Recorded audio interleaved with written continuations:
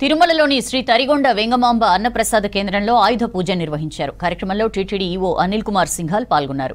TTD పరిధిలోని దేవాలయాలన్నింటిలో రోజువారీగా నిత్య అన్నదానం ప్రారంభించాలని నిర్ణయించారు. రాష్ట్రంలో 5,000 దేవాలయాల నిర్మాణానికి గత బోర్డు మీటింగ్లో 3 రకాల డిజైన్ల ప్రకారం అంచనా వేసినట్లు తెలిపారు. కొన్ని దేవాలయాలకు 10 లక్షలు, కొన్నిటికి 15 లక్షలు, మరికొన్నిటికి 20 లక్షలు నిర్మాణ అంచనాలు వేశారు.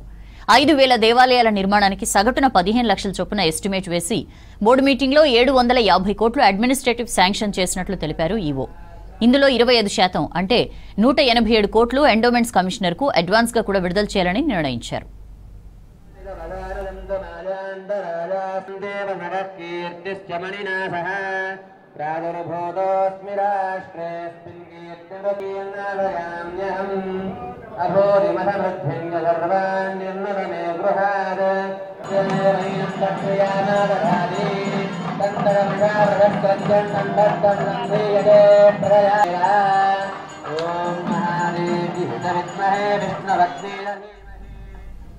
టీటీడీ బోర్డులో మళ్లీ కొంతమంది సిబ్బంది రిక్రూట్మెంట్ కోసం కూడా నిర్ణయం తీసుకున్నట్లు చెప్పారు. అలాగే అన్నదానం వంటశాలల్లో ఉన్న ఎక్విప్మెంట్ అంతా ఆధునీకరించడం, ఇంగ్రీడియంట్స్ కు నాణ్యత పెంచే కార్యక్రమం చేపట్టినట్లు తెలిపారు టీటీడీ ఈవో అనిల్ కుమార్ సింఘాల్.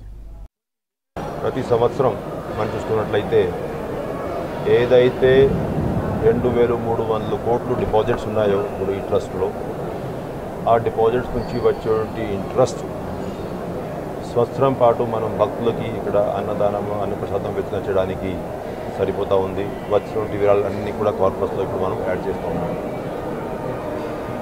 అంటే హిందూ ధర్మంలో అన్నదానమే మహాదానం భక్తులందరూ భావిస్తారు. కాబట్టి ఈ మనం అన్నప్రసాదం ట్రస్ట్కి భక్తులు కోట్లాది రూపాయలు ప్రతి సంవత్సరం డొనేషన్ ఇస్తూ ఉన్నారు.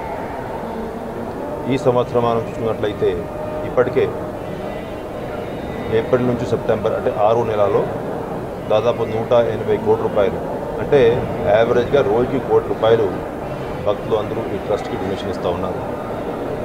దానికి ముఖ్యమైనటువంటి కారణం భక్తులు అందరికీ టీటీడీ చేస్తున్నటువంటి ఈ అన్నదానం కార్యక్రమం మీద ఉన్నటువంటి నమ్మకం.